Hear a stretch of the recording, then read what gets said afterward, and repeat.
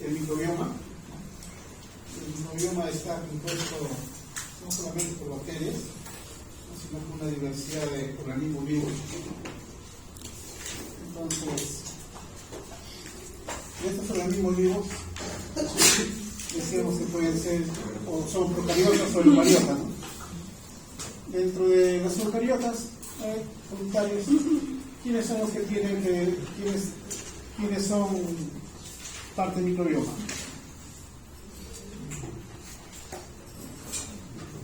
Y vamos a hacer las preguntas. Protozoario.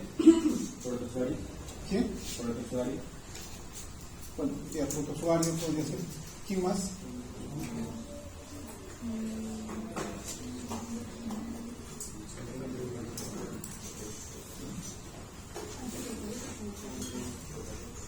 Sí, no, eucariotas.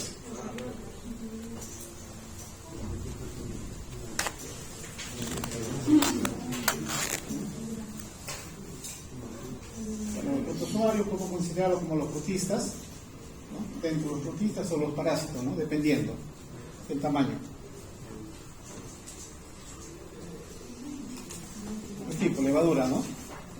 Tenemos levadura, ¿no? Los hongos son los mohos, levaduras y setas, ¿sí? Y cada uno tiene su característica propia, ¿no? Los mohos son filamentosos, las levaduras son microscópicos, mayormente se lo considera circulares, ¿no? Pero no todos son circulares, por el caso de Saccharomyces. Y después tenemos las setas, ¿no? Los famosos hongos de sombreritos, los que son visibles a simple vista, ¿no? Ya. Entonces, dentro del microbioma también hablábamos que ¿qué es el microbioma, no? Para seguir diciendo, ¿qué es el microbioma, no?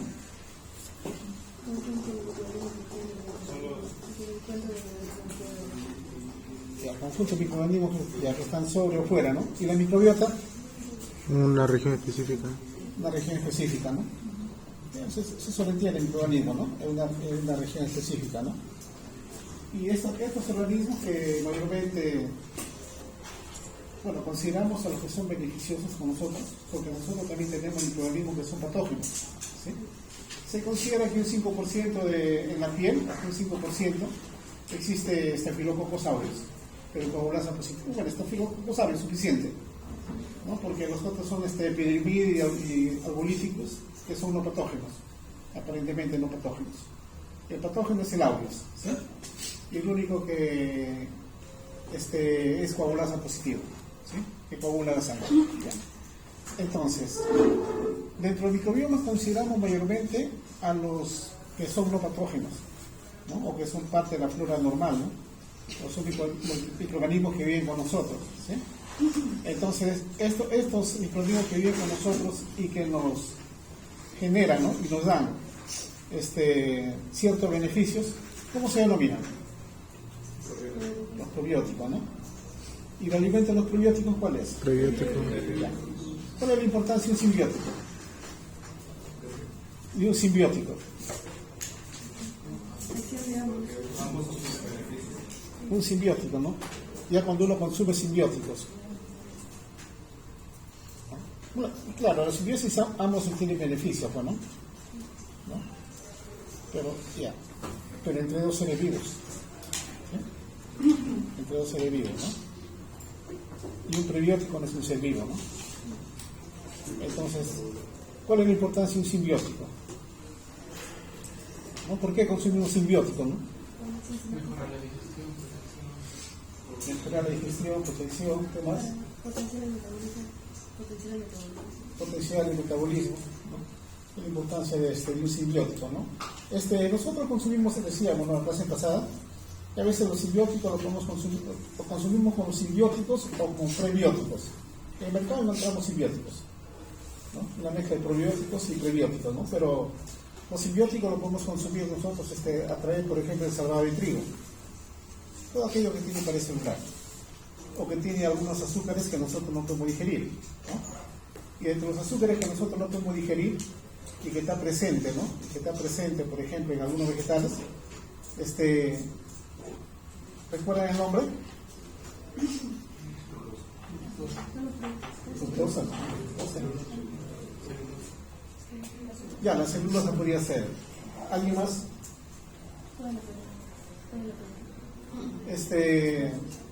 En otras palabras, ¿no? Un polisacárido presente en algunos alimentos, pero que nosotros no lo podemos consumir. Inulina. Bueno, la celulosa no lo consumimos, ¿no? Pero sí lo que está dentro cubre la pared celular, rompemos y consumimos la pared celular, ¿no? ¿Alguien más? ¿Otro más? Inulina. ¿No? El inulina, ¿no? Es un polisacárido de pura fructosa.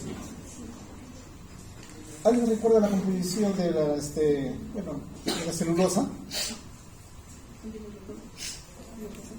Ya. Enlace. Betano 4. Betano 4. Beta, ¿no? Enlace es beta, ¿no? En esa beta, ¿no? Y los otros son alfa, ¿no? Estos son beta, ¿no? Beta 1, 4, ¿no? Se le llama el enlace anomérico, ¿no? ¿Y un posbiótico? ¿Cuándo hablamos de un posbiótico? Microorganismos muertos. Entonces ahora, ¿qué sucede en los posbióticos, no? Y para eso para un posbiótico, bueno, habría que hacer pruebas, por ejemplo, un posbiótico bien utilizado es levadura.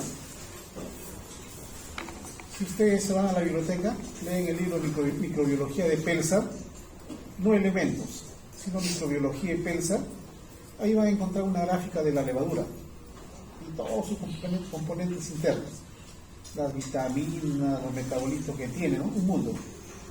Entonces, levadura es un posbiótico, ¿no? Y es fácil convertir la levadura en posbiótico, es fácil, ¿no? Porque el posbiótico es un organismo muerto, ¿sí? A veces agregamos organismos vivos,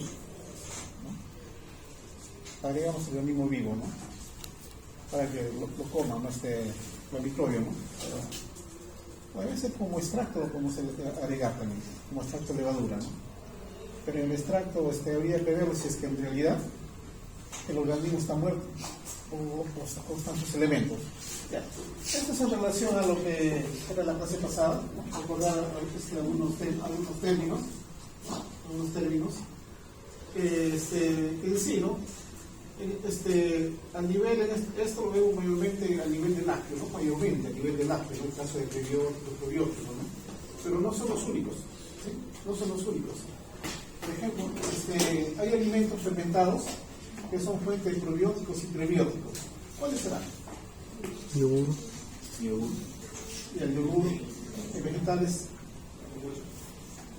la kombucha. ¿La kombucha es un vegetal? ¿No? Sí, son probióticos y prebióticos, ¿no? En kombucha, ¿no? A partir del té, ¿no? A partir del té, ¿no? Y le agregamos el lomo, como decimos, ¿no? Ya. Otro tipo de simbióticos que consumimos, casi no lo consumimos nosotros, ¿no? Porque aparentemente no nos gusta el sabor. Son los alimentos fermentados, ¿no? Pero vegetales fermentados. Uno de ellos tenemos el sauerkraut, ¿no? El sauerkraut, ¿no? O la col fermentada, ¿no? Eso también es una fuente, ¿no? De probióticos y prebióticos, solo que no lo consumimos.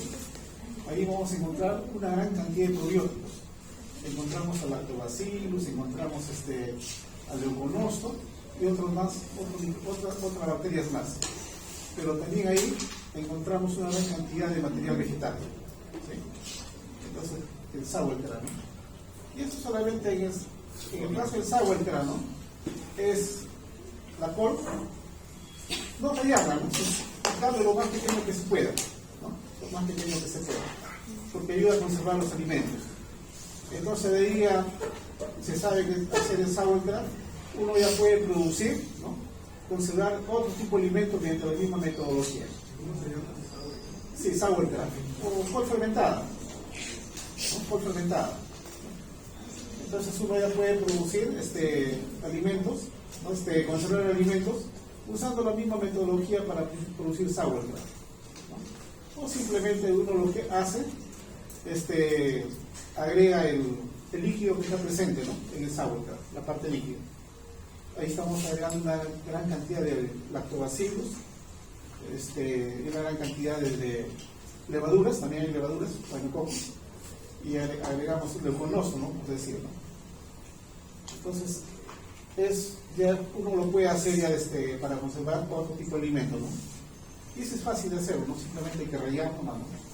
Pueden conservar ustedes, por ejemplo, hay aceituna, ¿no?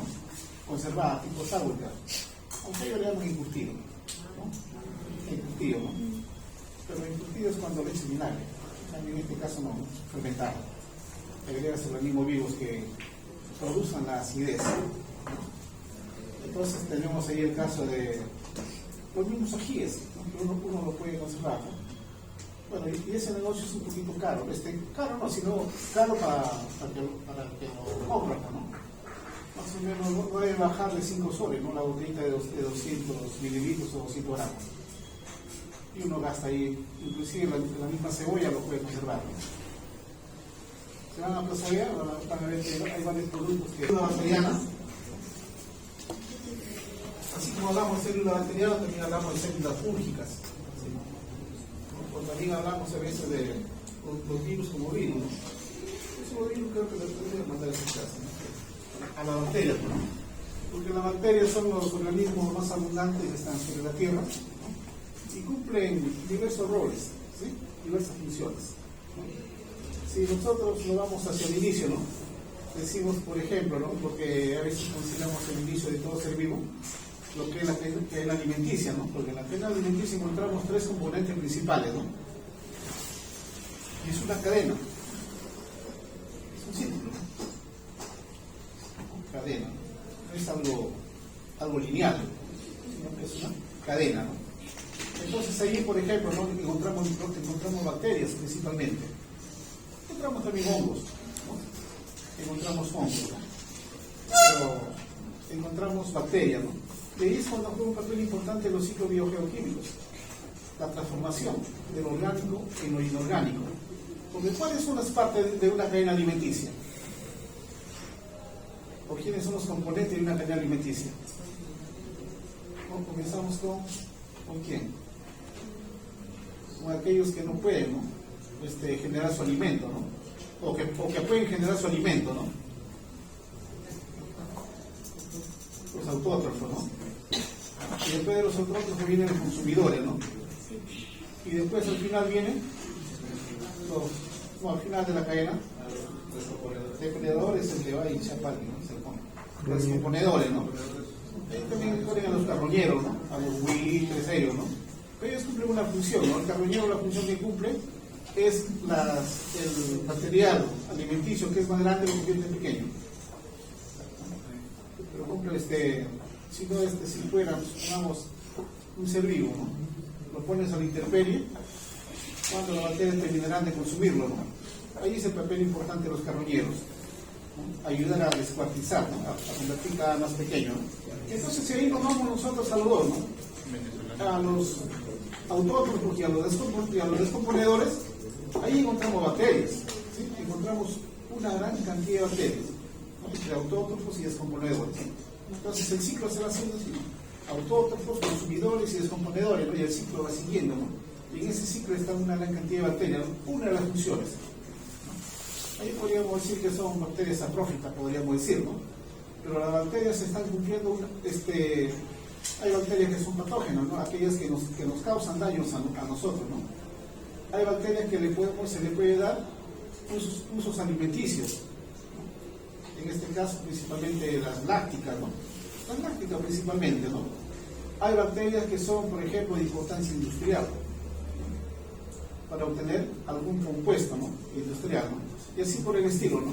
Entonces la célula bacteriana es muy importante porque con nosotros está en casi todas las actividades que nosotros hacemos, en casi todas las actividades que están. Por ejemplo, hoy día han comido, ¿no? La boca hay una biota, ¿no? Una microbiota en la boca, ¿no? Entonces cumplen funciones, ¿no? Cumplen diversas funciones, ¿no? Y una de ellas es a veces generar que se nos produzca la caries, ¿no? Pero también hay bacterias ahí que evitan, ¿no? La acción de las caries, ¿no? Pero más lo vemos ahí desde el punto de vista de caries, ¿no? Porque por eso es importancia lavarse los dientes para disminuir la carga microbiana de bacterias que van a generar caries, ¿no? Y el resto se encargarán de cumplir la función de eliminar a bacterias aparentemente no deseadas, ¿no? Entonces acá en procariontes y eucariontes, ¿no? Acá nos habla, ¿no?, de que los reinos, ¿no? No tanto los reinos, ¿no?, sino que la célula, de acuerdo a su tipo o ser vivo de acuerdo a su tipo de célula, se divide en dos grandes grupos, ¿no?, procariontes y eucariontes. En los procariontes nosotros consideramos a las bacterias. Dentro de las bacterias consideramos a las eubacterias, que son las bacterias verdaderas, entre comillas, y las arqueabacterias, ¿no?, que ahora también cumplen una función muy importante, el cual ha desarrollado, ¿no?, un área específica de bacterias extremas, ¿no?, en el cual cada vez se le busca sus capacidades. Y sus capacidades se han encontrado, de las arqueabacterias, se han encontrado sus capacidades. Un ambiente extremo, por ejemplo, es aquella, ¿no?, que está más allá de los 80 grados centígrados, porque no es normal encontrar temperatura de 80 grados centígrados, ¿no?, que encontramos en las aguas termales. Ambientes extremos hablamos de aquellas bacterias que viven, por ejemplo, pH 13, 14. Aquellas que viven en pH 1 o 2, ¿no?, en agua y mina, ¿no?, ambientes extremos. Entonces, se busca a ellos principalmente porque la estructura, o sus organelos son mucho más resistentes que las bacterias comunes, ¿sí? Entonces, tenemos el caso, por decirlo, para la prueba para PCR, se hace gracias a enzimas obtenidas de bacterias, ¿no?, de ambientes extremos, aquellas que se aislaron a partir de aguas termales. ¿Alguien recuerda el nombre de la enzima? Polimerasa. Es la TAC polimerasa, ¿no?, pero el nombre científico de la bacteria es la enzima obtenida de la TAC, ¿no?, la polimerasa obtenida de la TAC, ¿no? Entonces, esa bacteria, por ejemplo, ¿no?, el Thermus aquaticus, ¿no?, es a partir de ella que se saca la polimerasa, y la enzima se llama TAC polimerasa, para poder hacer, ¿no?, la PCR, ¿no? ¿Qué es la PCR? Así es sencillo. No, pero sí, no. Ampliación, ¿no? ¿Ampliación de quién? ¿De ADN o ARN? ¿Qué se hizo para la prueba del ADN? ¿No? Es ampliar, ¿no? Principalmente ampliar el ADN, ¿no? Porque ya después, en un momento veremos el caso contrario que se da, ¿no? Entonces, la PCR más que todo son copias, ¿no?, de una sola hoja, sacar 100 copias, ¿no? Que se va degenerando, sí, cuando uno está sacando copias, ¿no?, porque es normal, ¿no? Si ustedes quieren sacar 100 copias y quieren que todas las copias sean idénticas, la tinta debe estar para que las 100 copias sean idénticas, ¿no? Y a partir de la copia 101, ya la tinta ya saldrá un poco más blanca la copia, ¿no? Entonces también con la PCR ocurre eso, ¿no? Entonces, mientras uno le agregue, ¿no?, los componentes que van a formar, ¿no?, o van a hacer que el ADN aumente, entonces uno podrá obtener mucho más, ¿no? Si usted quiere sacar 1000 copias, tendrá que echar más tinta. Es copias, son copias, ¿no?, o amplicones, ¿no? Amplicón, ampliar, ¿no?, ampliar una copia. Entonces ahí tenemos, por ejemplo, ¿no?, en este caso, ¿no?, de los ambientes extremos, ¿no?, que la bacteria vive en ambientes extremos, y entre esas las identificamos dentro de las algas, ¿no?, altas temperaturas, altas presiones, ¿sí?, ¿no?, y pH bajo, ¿no?, y la salinidad, ¿no?, también alta salinidad. Entonces vamos a encontrar, imaginando diversos tipos de ambientes, ¿no?, como dice compañera, salinidad, pH bajo, pH alto, temperatura alta, presiones bajas o temperaturas bajas, ¿no?, o temperaturas bajas, ¿no?, bacterias que viven en ambientes extremos. ¿Dónde encontramos cuando las bacterias viven en altas presiones? En el fondo del mar. Fondo del mar, ¿no? El fondo del mar. Encontramos altas presiones, ¿no? Ustedes han visto los animales que hay en el fondo del mar, ¿no? Son diferentes, ¿no? En su estructura, en su forma son diferentes, ¿no? Por la presión que soportan, ¿no? Entonces, pero ellos también tienen bacterias, ¿sí? Tienen bacterias, ¿no? Esas son las barófilas, ¿no? Las bacterias barófilas. También, por ejemplo, en el caso, ¿no? Podemos encontrar las bacterias metanogénicas.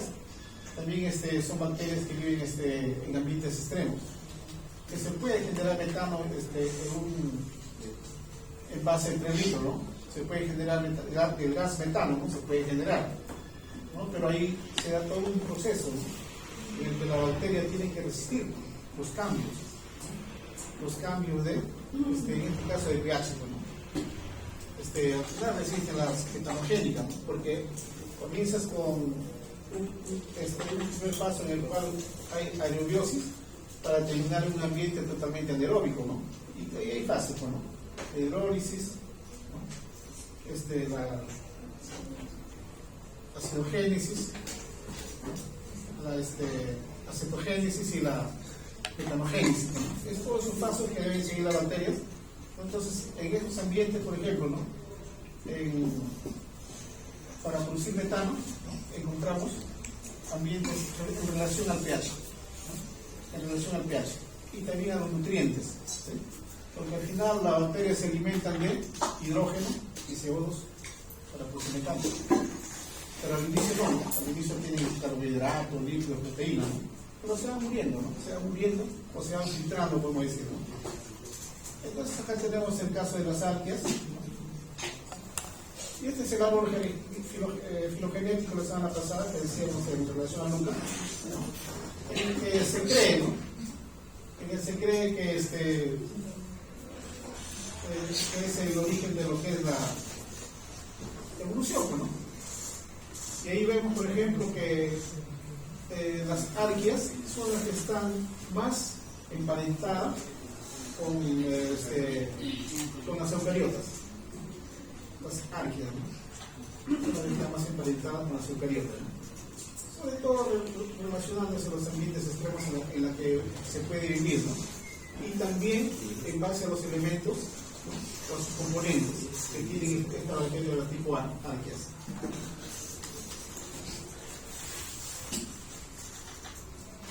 Bueno, la clasificación bacteriana que esa ya la conocemos.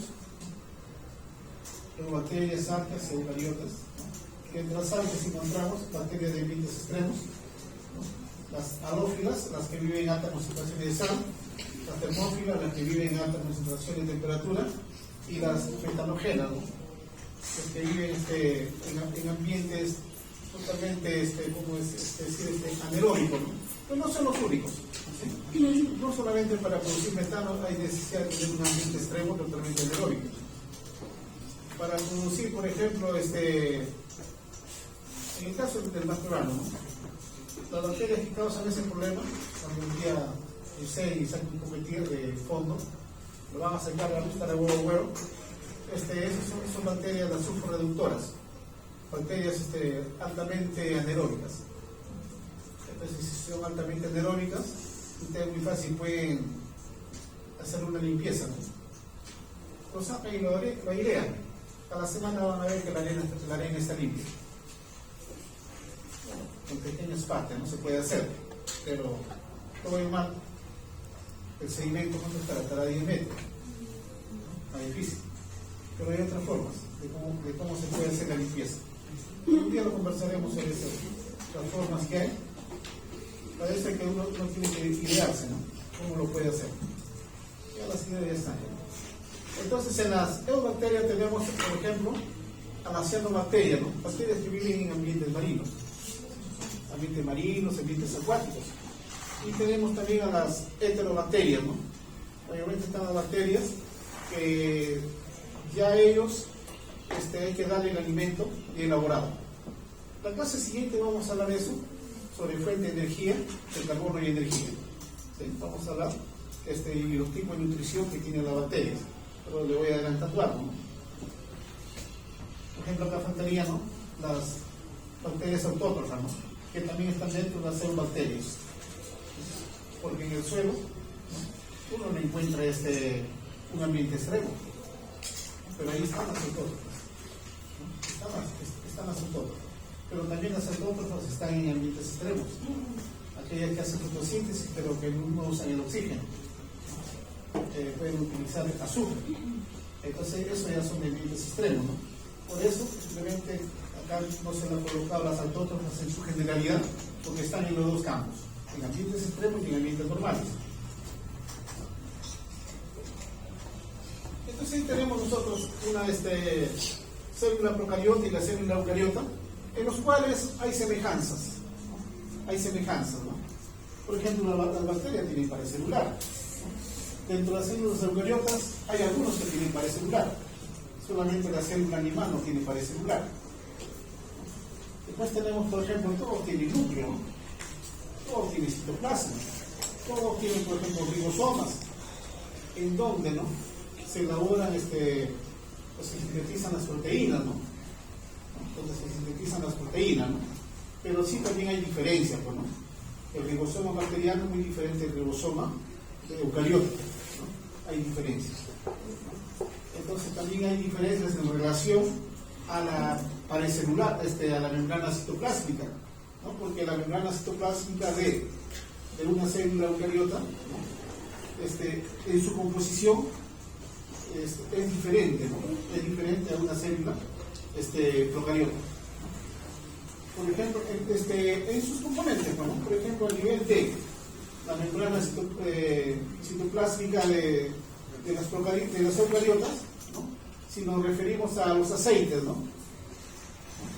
Por ejemplo, la célula eucariota, ¿no?, es la que posee, por ejemplo, colesterol, que es muy importante para que las células bacterianas, ¿no?, eucariotas puedan tener una rigidez, ¿no?, determinada, ¿no? Es importante. Tenemos el colesterol, ¿no?, pero el exceso es malo, ¿no? En cambio, en otra célula eucariota, en los hongos, ¿no?, por ejemplo, tiene el ergosterol, ¿no? Entonces, y las células vegetales, ¿no?, que también son eucariotas, ellos tienen fitosterol, ¿no?, por decirlo, en células eucariotas, ¿no? Entonces, eso va a ser diferente entre ellas, ¿no?, y va a ser también diferente con las células procariotas, ¿no?, que no tienen ese tipo de aceite, sino que tienen otros componentes lípidos, ¿no?, más que todo como glicoproteínas, ¿no?, o como glucolípidos, ¿no? Entonces, pero eso también tiene su característica, no tiene su función, ¿no? Por ejemplo, cuando hasta se utiliza como parte de la publicidad engañosa, ¿no? Compras aceite que dice 0% colesterol, ¿no? El colesterol solamente está en células animales, ¿no?, que dicen 0% colesterol, ¿no? Y uno lo compra porque ese aceite no tiene colesterol, ¿no? Ese aceite es de origen vegetal, los vegetales no tienen colesterol, ¿no? Es decir, ¿no?, el aceite que tiene colesterol es aquel que se obtiene del pescado, ¿no?, mayormente la anchoveta, ¿no? Ese sí tiene colesterol, ¿no?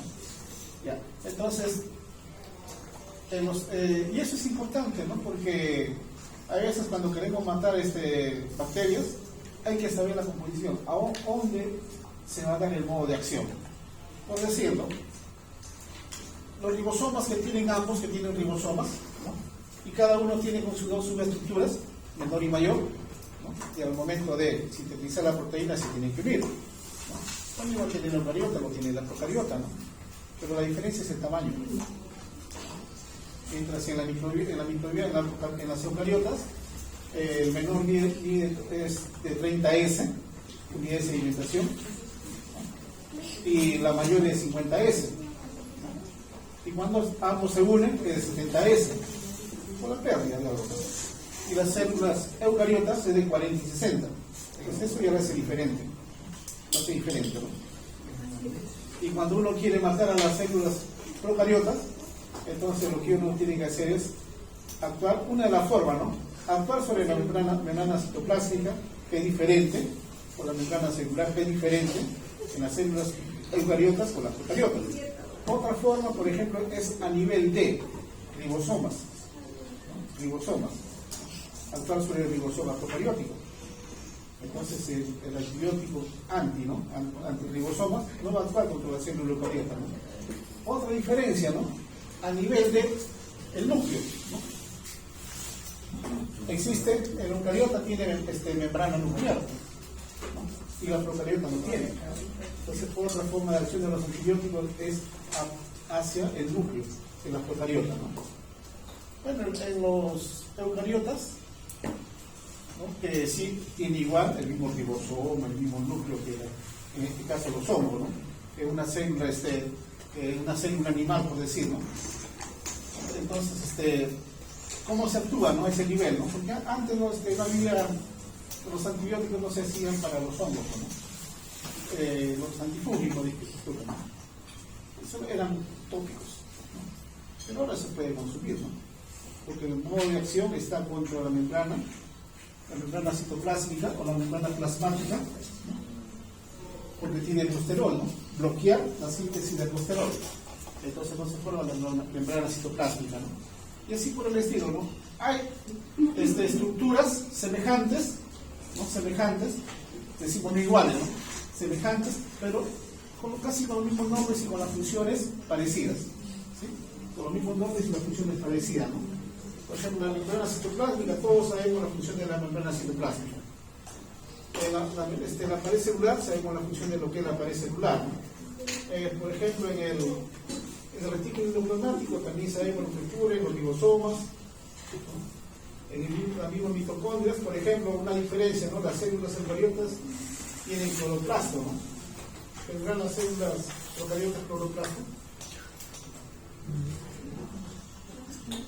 Entonces ellos tienen los de lisosomas, donde se realiza, ¿no? La generación de energía, ¿sí? En los lisosomas. Y dentro de las células eucariotas todos no tienen cloroplasto, ¿no? Todos no tienen cloroplasto, ¿no?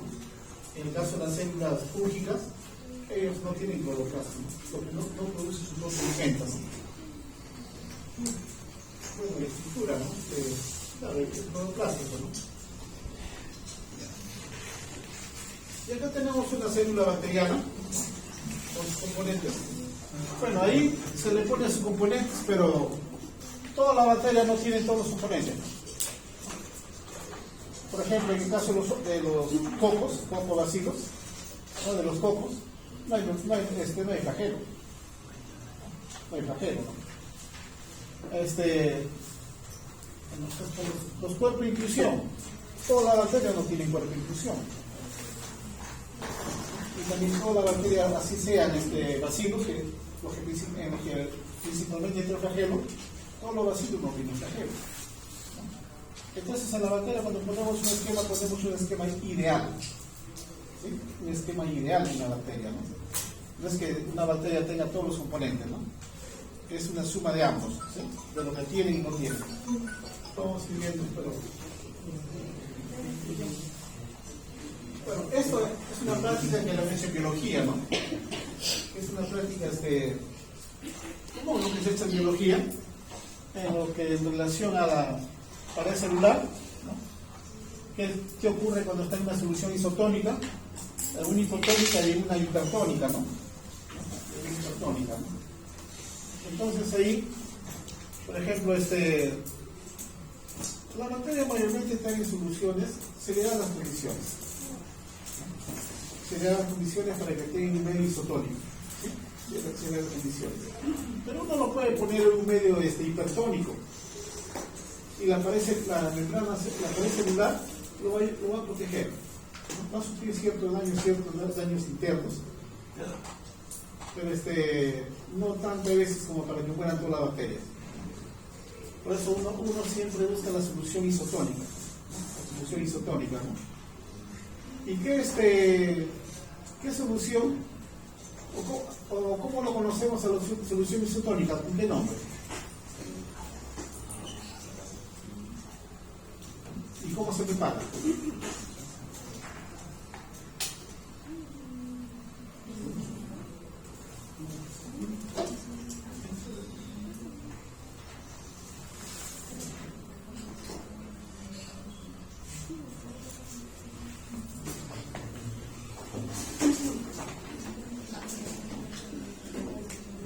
Bueno, en laboratorio es esta concentración, ¿no?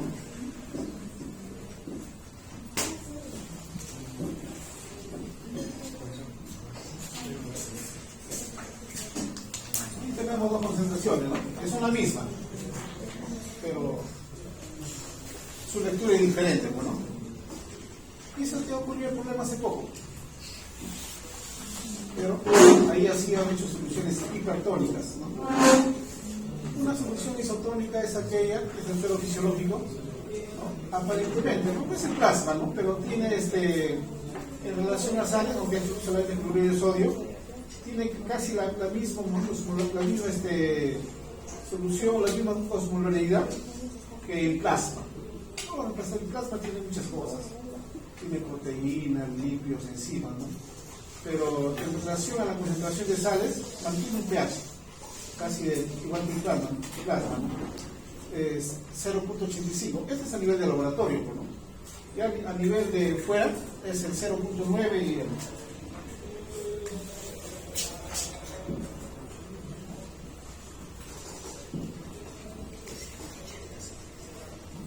Son lo mismo, ¿no? Este en laboratorio y este ya a nivel de salud, ¿no? Que venden en la farmacia. Entonces, estas soluciones son importantes para mantener el equilibrio, ¿no? El equilibrio tanto de la presión externa como de la presión interna, ¿no? A nivel celular, ¿no? En el primer caso, y esta práctica se hace mayormente con células, glóbulo rojo, ¿no? Glóbulo rojo, ¿no? En el primer caso, ¿qué es lo que ocurre? ¿Cómo lo entendemos? La solución hipertónica, ¿qué sucede ahí?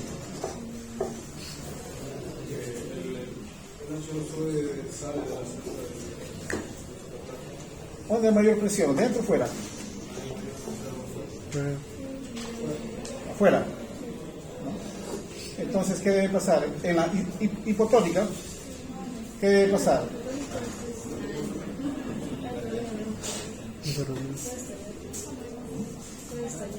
En la hipotónica, ¿cómo está la presión interna? Mayor. Alta, ¿no? Entonces, ¿qué debe hacer? Trata de equilibrar, ¿no? Trata de equilibrar y pierde líquido, ¿no? Y comienza a hincharse, ¿no? Eso práctico ustedes me imagino que lo han visto con una gota de sangre, ¿no? Agua destilada, una gota de sangre, ¿no? En un tubo de ensayo con agua destilada le ponen una gota de sangre, van a ver ustedes que cambia de color, se va tirando hacia el rosado, ¿no? Porque los glóbulos rojos se van reventando, ¿no? Se van rompiendo. En una solución isotónica, la sangre mantiene su color, ¿sí? En la solución isotónica, tanto la presión externa como la interna son iguales, ¿sí? En la hipotónica, la presión interna es mayor que la externa, ¿no? Y en la hipertónica sí es al revés, ¿no? Es al revés, ¿no? La presión externa es mayor que la presión interna, ¿no? Entonces, en ese caso de los suelos, ¿qué es lo que ha pasado? ¿Qué tipo de presión ha habido? ¿Qué puede haber pasado? ¿Cómo está la concentración de sales?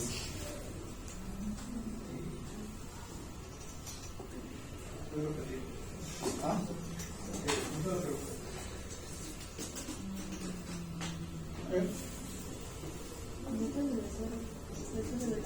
No, en el que ha causado problema. Una alta concentración de sales, ¿no? Una alta concentración de sales, ¿no? Aparentemente se han confundido, ¿no? Algunos preparan, también ocurre en el laboratorio, pero si ustedes están al cargo del cargo, ¿no? Oscar, por ejemplo, ¿no?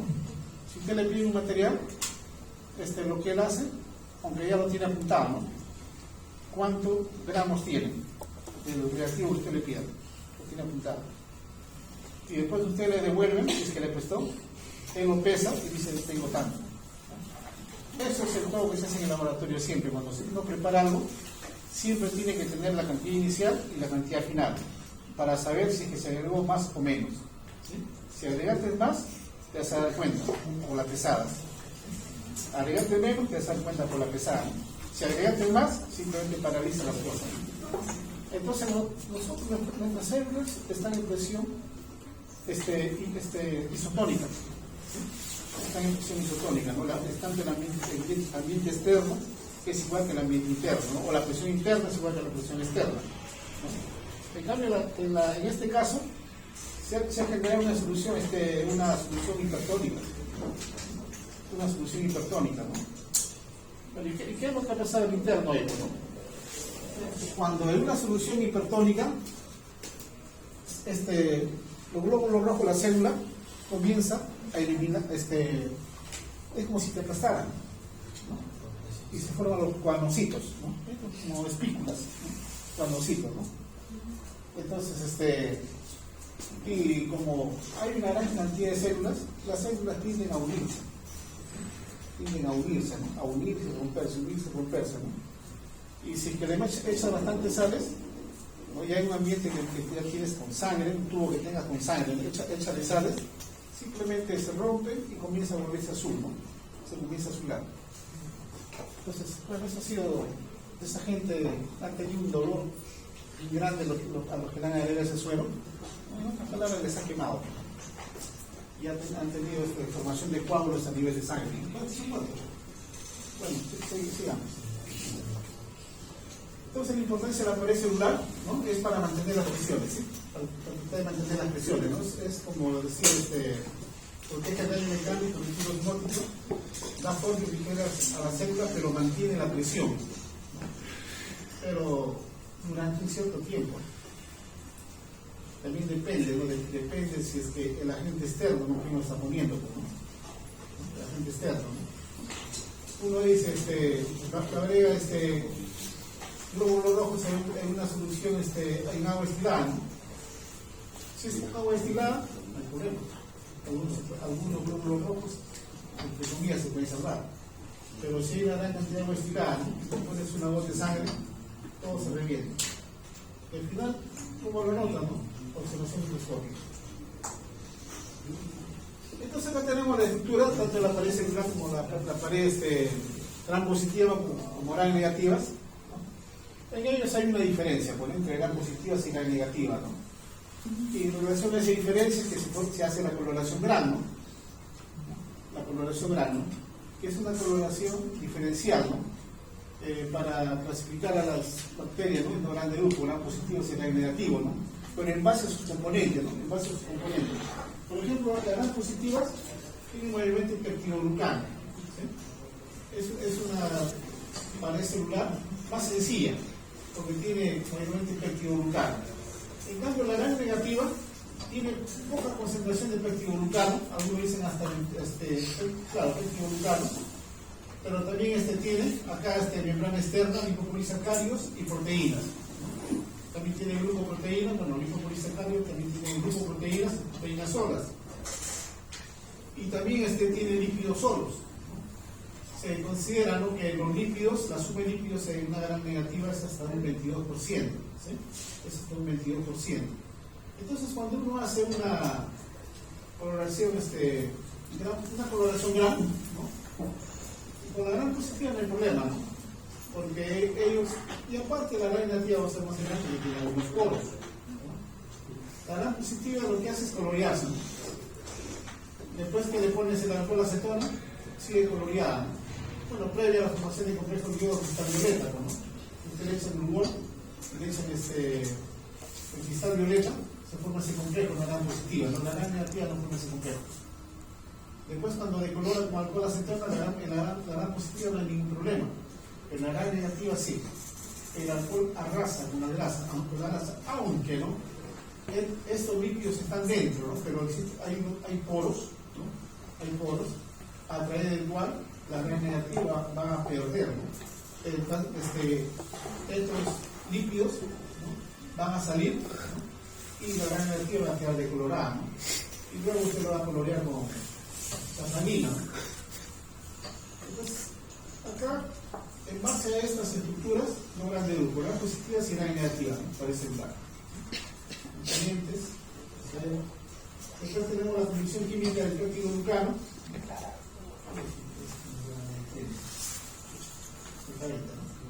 Entonces, acá tenemos los componentes del peptidoglucano, tenemos la N-acetilglucosamina, el NAG, el ácido N-acetilindámico, el NAM, tenemos cadenas tetrapéptidas y tenemos las puentes de pentaglicina, ¿no? Y esto es lo que a ese nivel se actúan la penicilina, ¿no?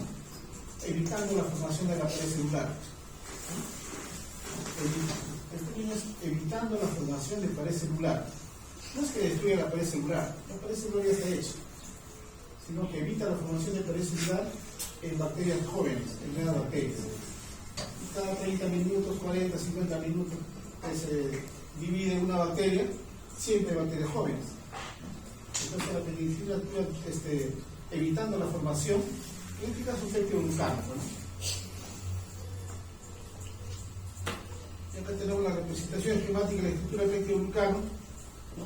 Acá las conexiones entre unidades peptídicas, ¿no? Tenemos entre alanina, glutamina, que es el ácido deslipoprimérico, y tenemos alanina, ¿no? Y esto es lo que vemos acá. Y el puente pentaglicina es el que los va a unir, ¿no? Es el puente pentaglicina que va a unir los péptidos, ¿no? Y va a formar un entramado para dar finalmente la formación del pectiouricano. Bueno, glicano y glucano son sinónimos. Y acá tenemos la estructura de una unidad repetitiva de un pectiouricano. Siempre en este caso en las moléculas encontramos unidades repetitivas, ¿no? En la celulosa y glucosa.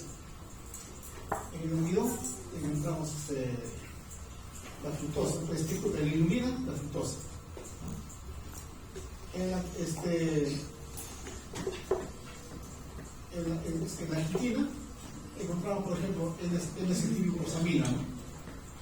Siempre encontramos unidad repetitiva, ¿no? Y acá tenemos el modo de acción del pectiouricano, de la penicilina, ¿no?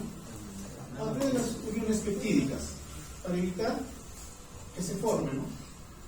Que se forme la red, ¿no? El pectiouricano, ¿no?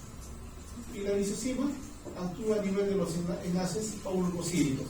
Simplemente rompe los enlaces glucosídicos y este acetilglucosamina con el acetilmuránico no se va a unir.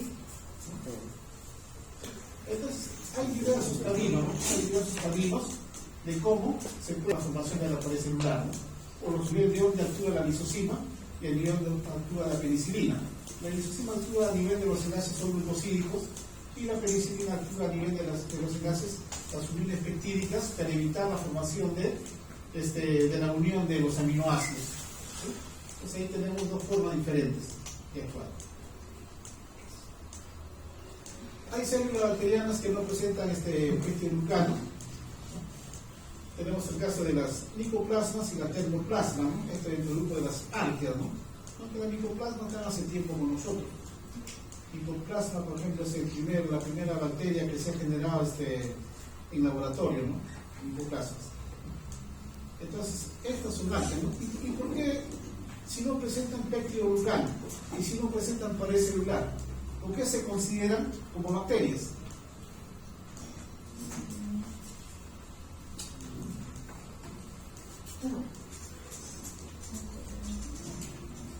No presentan pared celular. Si no hay pectiouricano, no hay pared celular. Así sea gran positiva o gran negativa, ¿no? ¿Por qué será, no?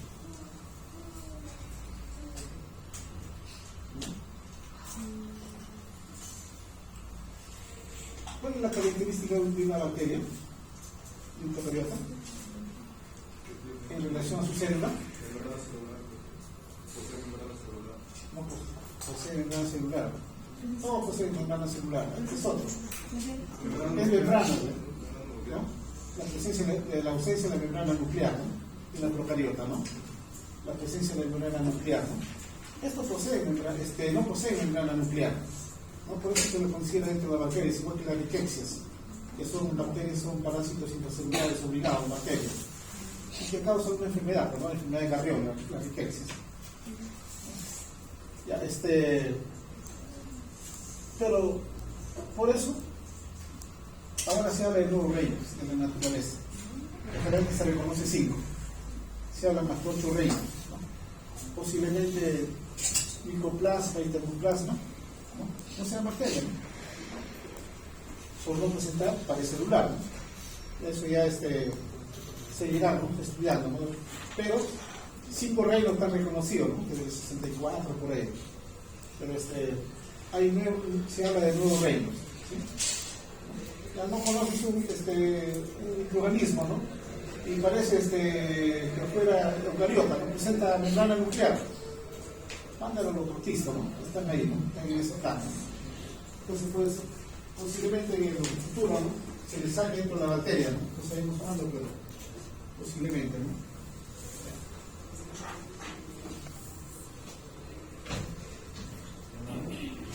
Y acá tenemos otro caso también de la fosfuricina, ¿no? Inhibe la membrana, ¿no? Después tenemos las bacterias, ¿no? Dos tipos de... Bueno, esto se refiere en relación a la gran positiva y a la gran negativa, ¿no? Si ustedes ven acá, por ejemplo,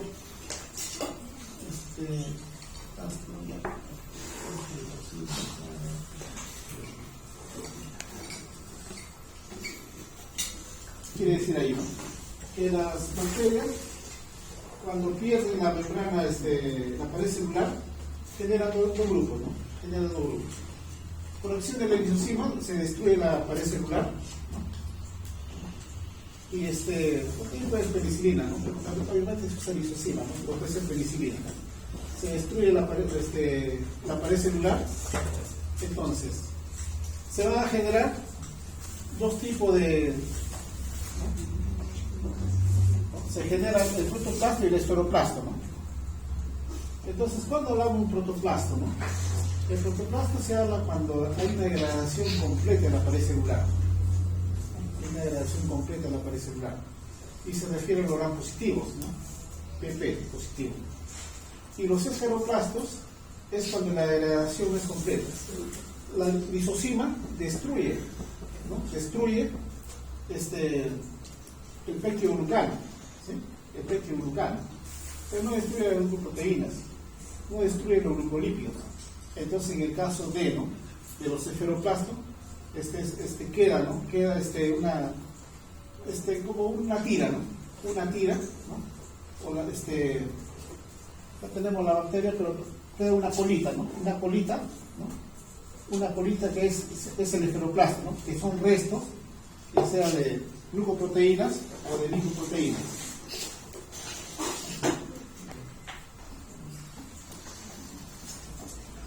Entonces, acá tenemos protoplastos, resto con membrana sin pared, se refiere al gran positivo, porque el glucano ha sido destruido, y el esferoplasto, resto con célula de pared.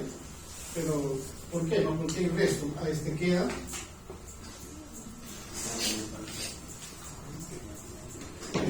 polisacario, glucoproteína y otros elementos más. Después tenemos la pared celular de gram positivas, que decimos tiene una gruesa capa de peptidoglucano, también tiene ureína y tiene presencia de ácido teicoico. Los ácidos teicoicos son ácidos propios de los gram positivos, ¿sí? Los ácidos teicoicos. Entonces acá tenemos la pared celular citoplásmica, tenemos el peptidoglucano, tenemos ácidos lipoteicoicos, ácido teicoico, ¿no? Y algunas proteínas asociadas a la pared, ¿no? Esto está en pequeñísimas cantidades, ¿no? Está en un 10%. Acá lo importante de la gram positiva es el peptidoglucano, ¿no? Y acá ácido teicoico son propios de los gram positivos.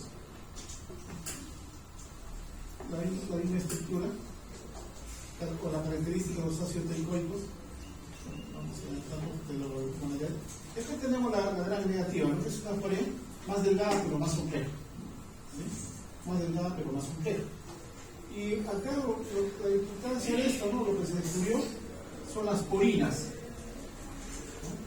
Son los lugares por donde ingresa alimento y pérdida de agua, ¿sí? Acá tenemos las porinas, ¿no? La membrana externa, por ejemplo, que hay un polisacario tipo O, que decimos que es un antígeno. Tenemos el núcleo de polisacarios, tenemos acá el polisacarios también. La membrana externa, después tenemos el periplasma y la membrana citoplásmica, ¿no? El periplasma contiene enzimas hidrolíticas, proteínas de unión y receptores. Después tenemos la pared celular, estructura y composición. Acá tenemos polisacarios tipo O específicos. Bueno, esto se hace para una prueba de ácido. Después tenemos lípidos tipo A, tóxicos para animales. y así por el estilo, ¿no? Entonces, acá nos quedamos que la gran negativa son la vía celular más compleja, ¿no? Acá tenemos el caso de las purinas, ¿no? Las purinas son canales, ¿no? Son canales mediante el cual ingresos salen algunos nutrientes. Pero también es el que la ayuda a seleccionar, ¿no? ¿Qué tipo de nutrientes va a ingresar al interior?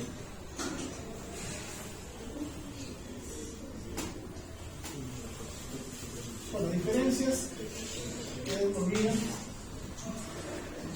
Después tenemos estructuras externas, tenemos la cápsula o glucocálice, ¿no? La cápsula se refiere cuando el borde es homogéneo. El borde es homogéneo. Y el glucocálice se refiere cuando el borde no es homogéneo, ¿no? Es de subida o hay momentos o partes en los cuales no hay nada de cápsula, ¿sí? Entonces, si tenemos la cápsula es homogénea.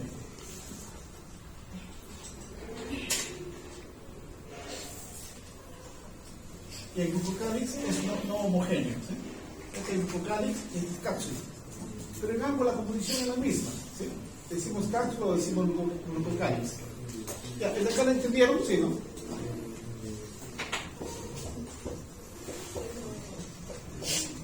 Entonces la composición son cápsulas polisacáridos viscosos localizados fuera de la pared celular. Y la cápsula por sí no lo tienen todos los microorganismos, ¿sí? El más conocido E. coli no tiene cápsula, ¿no? La cápsula dentro del grupo, por ejemplo, lo tiene en este caso,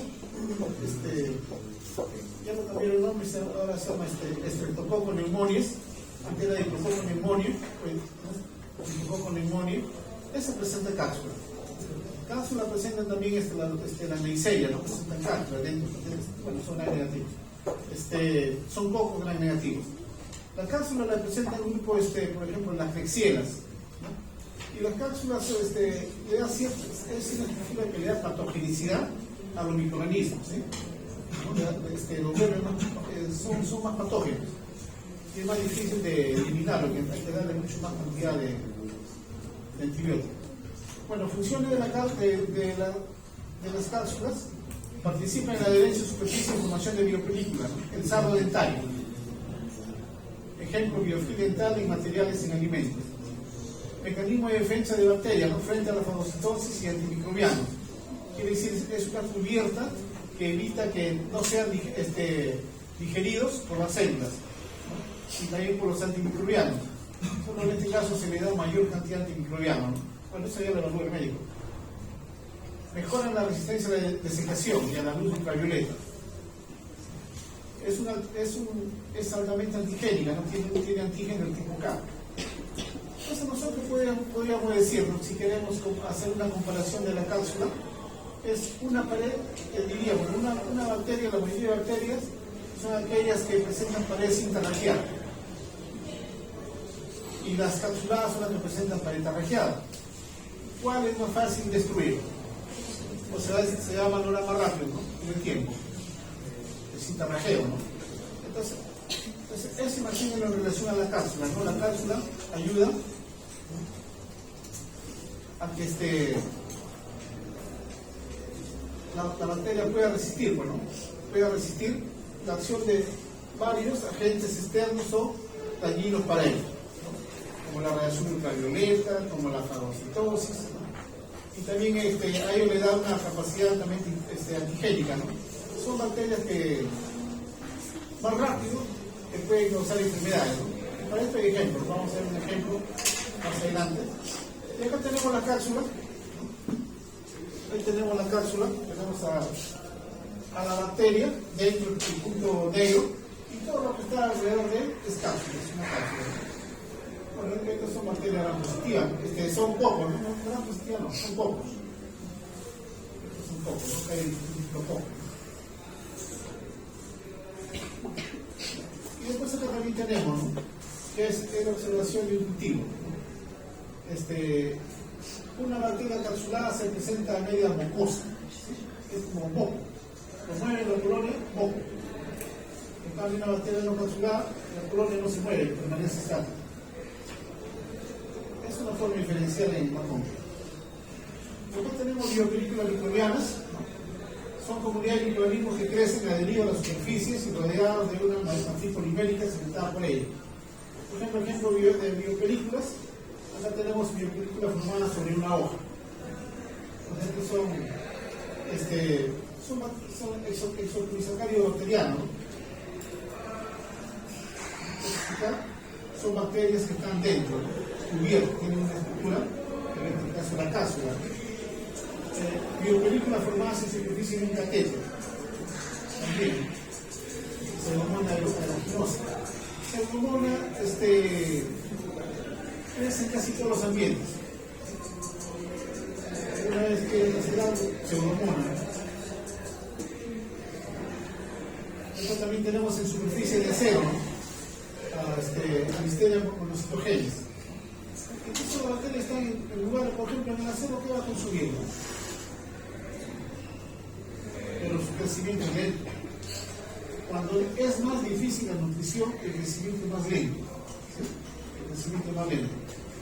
En el agua destilada, por ejemplo, ¿no? En un catéter, ¿no? Que es una manguera, ¿no? ¿Qué va a consumir? Consume. En este caso, lo consume atractante y de ahí sale su carbono, fuente de carbono.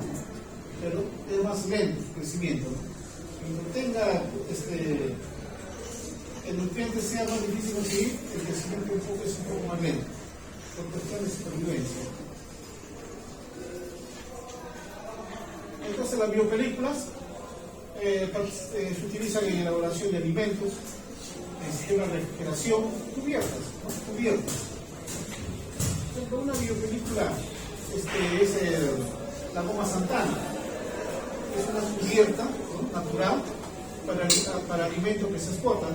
En Perú hay una empresa que trabaja con goma Santana, ¿no? En el Callao. Entonces, es como un biofilm, ¿no? Es como una cubierta, pero natural, ¿sí? Natural, que se va a descomponer, e inclusive la persona hasta lo puede consumir. Después también extracción y conducción de petróleo y aceites. Es para tapar, ¿no? Algunos huecos que es para tapar. ¿Sí? Biocorrección o biodeterioro. Que a veces en la corrosión, ¿no? Comienza a malograrse los tubos, se utilizan, ¿no? Biopelículas. En la boca, ¿no? Por ejemplo, acá tenemos el sarno dentario, ¿no? Pero también ahora utilizan biopelículas para cubrir los dientes. Es para Medina es experta en eso. Después el implante mecánico, ¿no? Después en agua de bebidas, en tratamiento de aguas residuales. Entonces el biofilm, que apareció del sarno dentario, se le da una utilidad práctica. ¿Sí? Se le da utilidad práctica, ¿no? Que se le da. ¿Qué hace el biofilm? Evita, hace que la bacteria viva, estén presentes ahí, ¿no? Y genera malos olores en la boca, ¿no? Pero se le ve el lado positivo, ¿no? ¿Para qué se puede utilizar? ¿No? O si hay biopelículas diferentes ahí. Después la bacteria tiene fimbrillas o pili, ¿no? Tiene fimbrillas o pili. Entonces,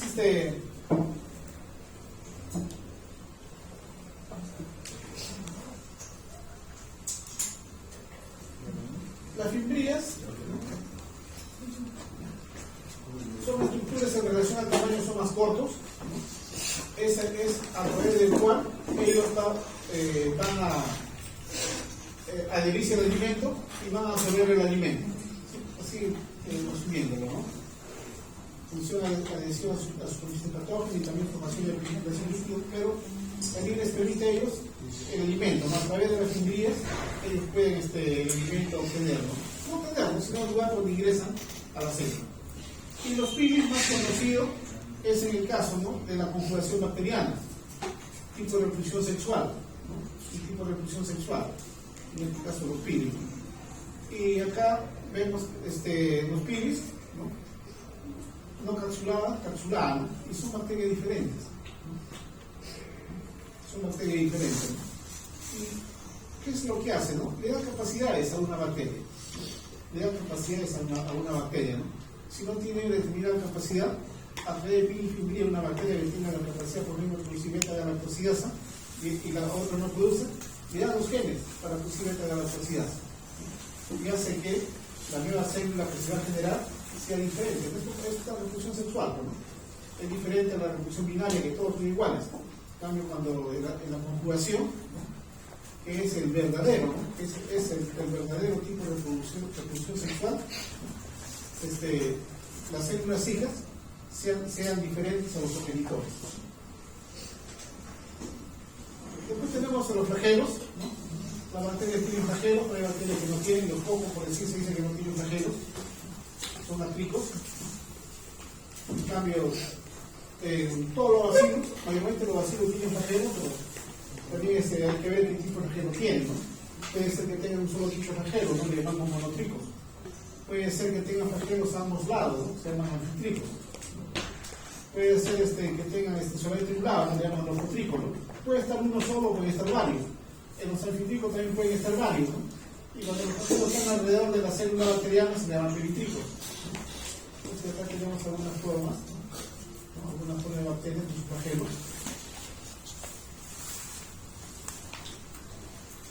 Y los flagelos, ¿cuál es la función de los flagelos? ¿Qué es lo que hacen los flagelos? El movimiento, ¿no? Principalmente es el movimiento, ¿no? Pero si ustedes miren, esto es todo la estructura de un flagelo. Es una estructura no tan sencilla, no tan sencilla. Esta es toda la estructura de un flagelo y la finalidad final es para el movimiento, ¿no? Ya sea el movimiento hacia adelante o el movimiento hacia atrás, ¿no? O también ellos hacen que aumente la velocidad y pueden reducir la velocidad, ¿sí? Y porque hay una principal es la flagelina, ¿no? Que está en el flagelo. Eso tiene tres partes: el filamento, el gancho y el cuerpo basal. El cuerpo basal, el gancho y el filamento. Que es una estructura muy compleja. Siendo que utilizaron como modelo para que aterrice en el cuello de la luna.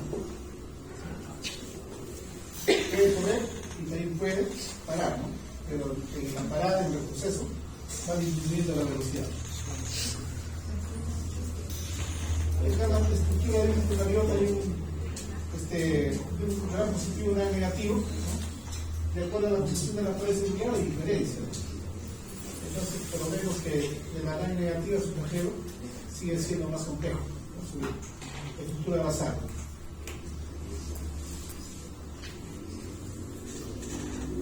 Y al dar movimiento, ¿no? El movimiento puede ser, tienen acá ustedes, el movimiento puede ser diverso, ¿no? O disperso, de diversas formas, ¿no? No siempre es recto, ¿no? Es de acuerdo a donde está nutriendo, ¿sí? Carrera, le llaman chumbo, y acá siempre hacia adelante, y movimiento también carrera hacia adelante, ¿no? Pero mira, el flagelo va atrás, con la fuerza hacia atrás, ¿no? O un periférico. Y acá tiene un movimiento para diferentes sitios. Con ustedes, izquierda, derecha. Bueno, después acá una pregunta: ¿quién es más rápido? El guepardo, que se supone que es el animal más rápido, o el coli, ¿no? Entonces acá lo que se hace, ¿no? Y saca la velocidad en relación al tamaño, ¿no? Después hay movimientos dirigidos o taxias. Tenemos la quimiotaxia. Es una respuesta bacteriana a señales químicas que dirige la función flagelar. Entonces la bacteria no solamente no se mueve sin porque quiera moverse, ¿no? Sino que tiene una finalidad, ¿no? Tiene algo, ¿no? Que indica, como un radar, ¿sí? Como un radar, ¿no? Entonces en este caso es quimiotaxia, ¿no? Como un radar, se dirigen hacia el alimento. Ellos, y para esto tienen quimioreceptores. Aunque también hacen movimientos al azar. Es como uno a veces camina con un rumbo, ¿no? Movimiento al azar, ¿no? A veces uno camina con un rumbo definido, ¿no? Porque sabe que debe llegar a tal sitio, ¿no? No hay que tener quimioreceptores, sino que sabe que debe llegar a tal sitio. En el cambio de los microorganismos es por descubrir el alimento, ¿no? Y esto es lo que también ocurre en nosotros. Cuando uno tiene una herida, ¿no? Tiene una herida, la célula lo que hace, libera, ¿no? Citocininas o interleucinas. Es decir, hay un daño, ¿no? Ven glóbulo blanco, ¿no? Ven averiguan, ¿no?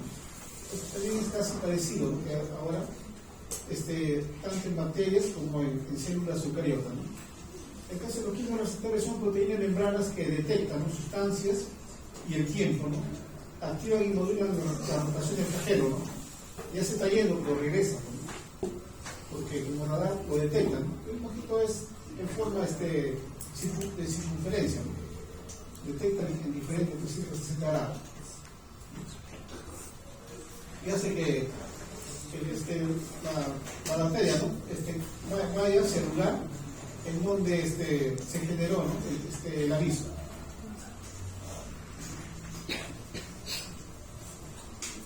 Bueno, después de las taxias, aerotaxis, movimiento de respuesta al oxígeno, fototaxis, movimiento de respuesta hacia la luz, proteínas comunes con la quimiotaxis, fotorreceptor detector de gradiente de luz. Entonces, esta es la fototaxis, ¿no? Es lo que también se estudia en el caso de. A veces hay movimiento en relación también a los imanes, ¿no? Esta en relación al movimiento de la luz. Porque las bacterias a veces giran hacia la luz, igual que las plantas. La planta pone un ambiente cerrado, después como abre la ventana, se va a doblar, ¿no? Va a ir hacia la luz, ¿no? Entonces las bacterias también, ¿no? Ellos tienen una respuesta hacia la luz, o buscan, ¿no? Ir hacia la luz. Bueno, después tenemos el nucleoide, regiones citoplasma se encuentra el material genético o el cromosoma bacteriano. Esta es la forma del cromosoma bacteriano. Se dice de que el cromosoma bacteriano, ¿no? Se enrolla, ¿no? Y a veces cuando lo desenrollas, a veces tiene una estructura mayor que un metro, ¿no? Es por el solo enrollamiento sobre sí mismo que se da el cromosoma bacteriano, ¿no? Bueno, pues tamaño y forma y número de cromosomas en microorganismos, comparando, ¿no? Con artes y con eucarias, la bacteria, ¿no? Tenemos celular más pequeños, su cromosoma, ¿no? Su tamaño, ¿no? El número. Bueno, las bacterias decimos que tienen un solo cromosoma, pero acá no está mencionando, ¿no? De que existe el rodobacter, tiene dos cromosomas, porque el 100% no existe. Después tenemos acá algunas arqueas también, ¿no? Hay uno que, por ejemplo, a los bacterias tiene 3 cromosomas. Y también, como le decía, ¿no? Hay bacterias que miden 1 centímetro. Esta estructura también ya es diferente. Bueno, en las eucarias sí, ¿no? Hay mayor cantidad de cromosomas, ¿no? Mayor cantidad de cromosomas. Y ya la gama, que es un protozoario, tiene 4 cromosomas. Saccharomyces cerevisiae tiene 6 cromosomas. Discoideo, que es un hongo, tiene 6 cromosomas. Y el tetraimena, ¿no? Que es un protozoo ciliado, tiene 5 cromosomas, ¿no? Los cromosomas son variables, ¿no? Pero son muy importantes, ¿no? Son muy importantes, ¿no? Porque van a caracterizar a una especie. Entonces tenemos el cromosoma de E. coli, el tamaño de 4 por 10 a las 4.7 por 10 a las 6 bases, mide 1300 micras, ¿no? Y tiene 4500 genes.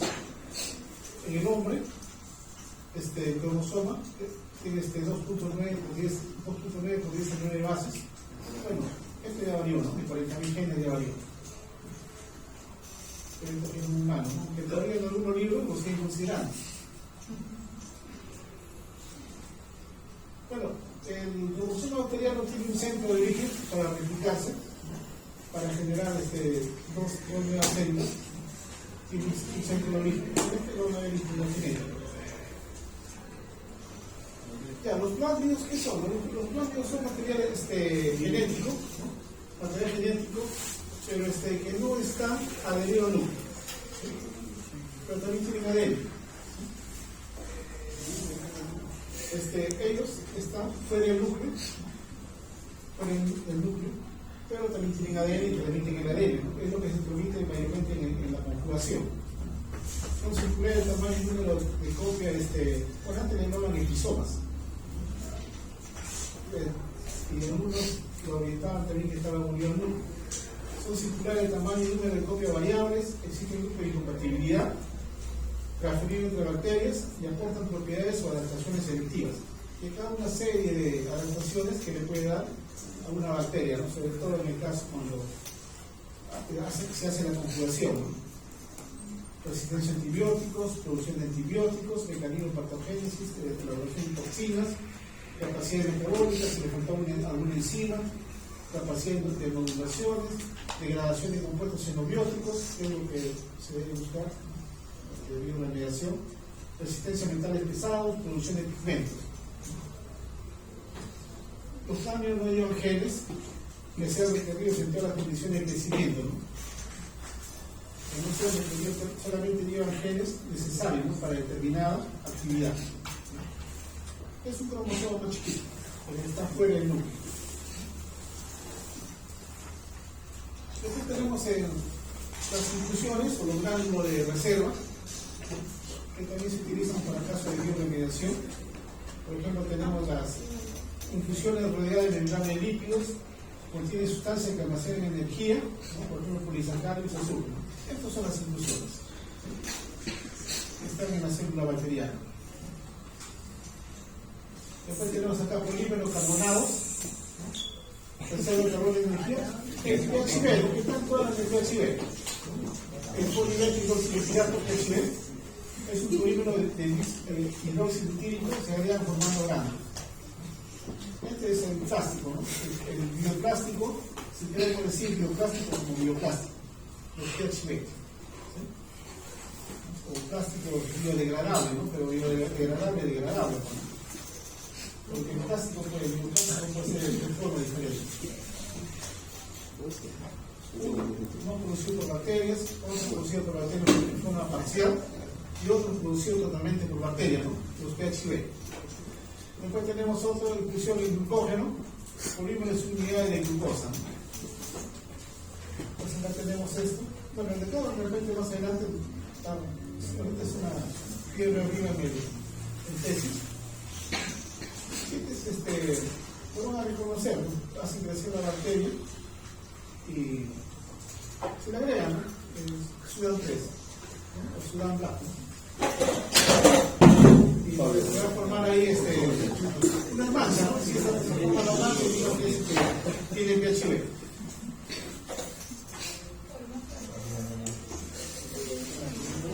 Por ejemplo, acá tenemos otras inclusiones, gránulo de azufre, ¿no? Gránulo de reserva, pero como gránulo de azufre dentro de la bacteria, acumulación de azufre y bacteria del azufre. También tenemos gránulos de polifosfatos, polímero lineal de ortofosfatos subido por enlace éster. Ahora se ha descubierto que muchas bacterias tienen inclusiones, PHB, azufre, ¿no?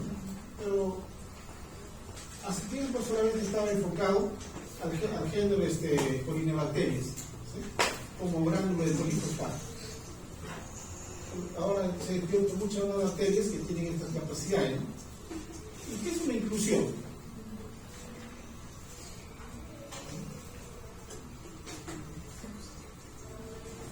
Aquí también tenemos los magnetosomas, ¿no? Aquellas bacterias que siguen la secuencia del imán, ¿no? Partículas cristalinas de magnetita, es monocapa lipídica, y uno le pone debajo del tubo de la lámina de portojeta, le pone un imán, la bacteria se da, ¿no? De acuerdo al polo, ¿no? Se mueven de acuerdo al polo. Después vesícula de gas, bueno, esto le explica en algunos casos la flotación, ¿no? La flotación de alguna bacteria, ¿no? Más esto se desarrolla un tipo de peso, ¿no? De la sangre. Y después tenemos las endosporas, que tampoco lo tienen todas las bacterias. Todas las bacterias no poseen endosporas, ¿sí? Las endosporas están orientados al género, a la familia Bacillacea, ¿no? Al género Clostridium y al género Bacillus, ¿no? Y entre ellos bueno, se habla, ¿no?, de forma de resistencia, ¿no? Es como si una planta de endospora, es como si fuera la semilla.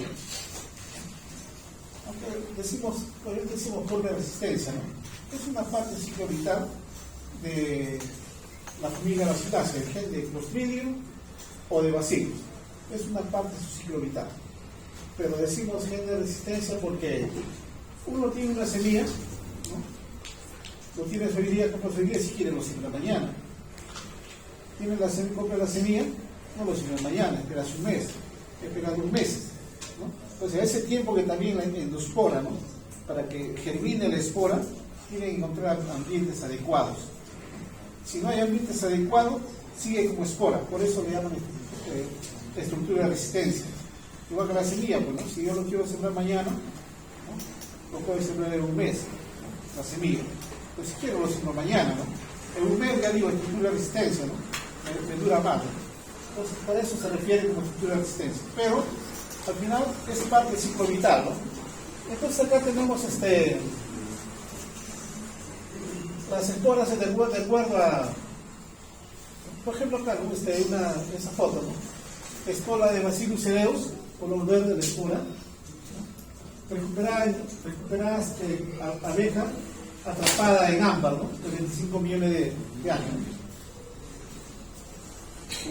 El ámbar es como el látex, ¿no? Es como el látex. Es látex, ¿no?, de la planta, ¿no?, podemos decirlo. Tiene un ser vivo, tú le cortas a la planta, hay látex que son transparentes, hay látex que son lechosos. Con el transparente tú lo tapas a una pulga o algo, y eso queda en el tiempo. Ya después lo van a ver como cuando ustedes quieren conservar sus bacterias, lo van a conservar, por ejemplo, en líquido, ¿no?, o en tierra, ¿no? Igualito, ¿no? Entonces, esas esporas, ¿no?, hace 25 millones de años, se ha recuperado, ¿no?, de una abeja, hace 25 millones de años, ¿no? Y acá tenemos las características de las esporas, ¿no?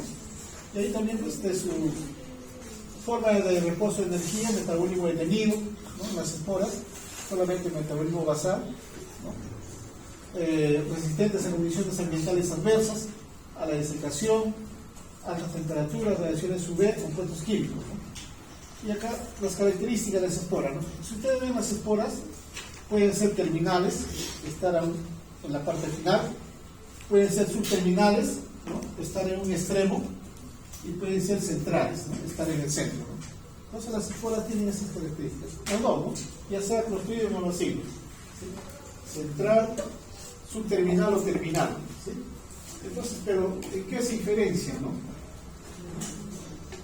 No, la ubicación es la misma para ambos, la ubicación para ambos es la misma, sino que la forma pueden ser deformantes o no deformantes. La espora no deformante es cuando el citoplasma es mayor, ¿no? Por ejemplo, esto, ¿no?, es no deformante, porque la pared celular, ¿no?, la espora está dentro, ¿no?, de la bacteria, ¿no? Pero un deformante es como si esto es mayor que la pared celular, ¿no?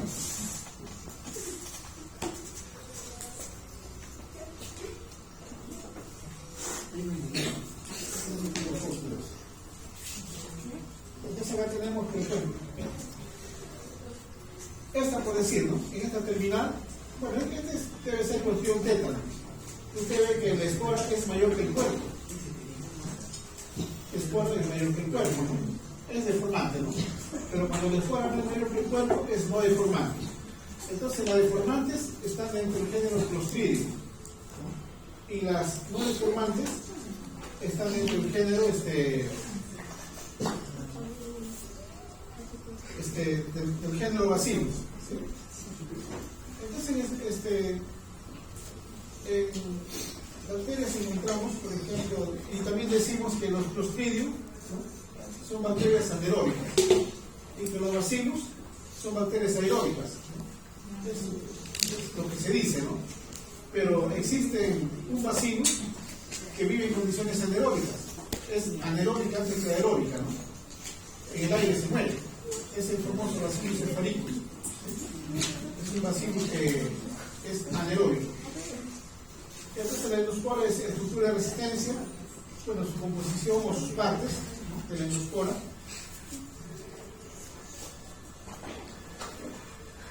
Las propiedades del núcleo de la endospora.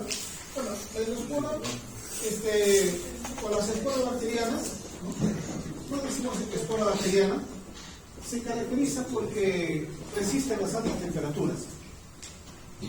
La esterilización se hizo con las bacterias que presentan esporas.